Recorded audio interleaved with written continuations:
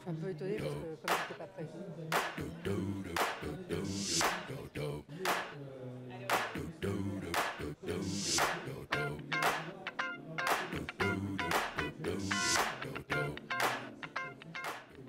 Bonjour, j'ai le plaisir d'accueillir Pascaline Lebert. Bonjour. Bienvenue. Alors, vous êtes la co-auteure de Femmes, osez enfin votre valeur.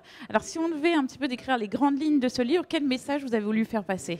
En fait, le message que je veux faire passer, c'est que les femmes ont besoin de connaître leurs valeurs, ce que j'appelle leur patrimoine immatériel et matériel, pour mieux se valoriser à l'intérieur d'une entreprise et pour accéder à ce que j'appelle l'indépendance totale.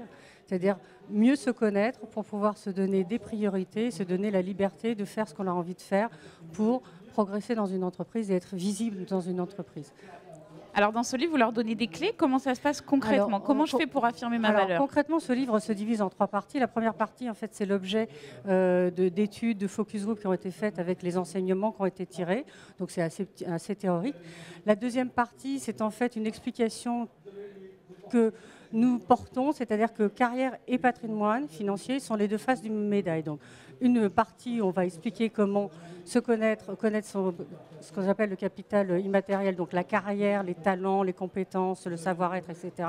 Et comment le concrétiser dans son patrimoine financier, puisque il faut utiliser l'un et l'autre tour à tour pour être vraiment indépendance totalement. Et la troisième partie, en fait, c'est justement comment appliquer cette spirale vertueuse d'utiliser son capital immatériel et matériel tour à tour au cours des étapes de la vie. Donc quelque chose de très pragmatique, avec beaucoup de questions, une grosse méthodologie. Est-ce qu'on peut citer un exemple concret? Bah, écoutez, un outil, une astuce auquel on ne pense pas forcément?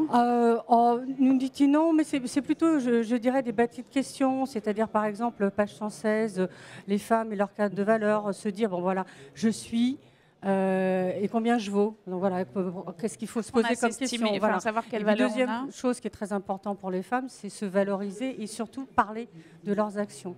C'est-à-dire, je fais, donc je vaux. Et une fois qu'on sait tout ça, je dirais l'aboutissement, c'est se dire, là, quelque part, j'ai fait mon bilan de compétences, mon bilan de mon capital immatériel. Maintenant, je vais le faire, la même chose, sur mon capital matériel, parce que ça va me donner une certaine indépendance. Je vais être sûre de moi et je vais me... On a tous besoin de temps. Une femme, elle n'a que 24 heures, on fait beaucoup de choses, on a 3 vies. Et je dirais qu'utiliser les deux, ça va permettre justement de pouvoir mieux progresser dans l'entreprise. La conférence que j'ai faite ce matin avec Agnès Bricard, c'était de se dire justement comment se libérer du temps pour, étant DAF ou directeur juridique, accéder à des postes d'administrateur. Voilà, c'était vraiment l'idée de se dire, on a les journées donc 24 heures, qu'est-ce qu'on fait pour justement accéder à cette indépendance totale. Très bien, merci beaucoup.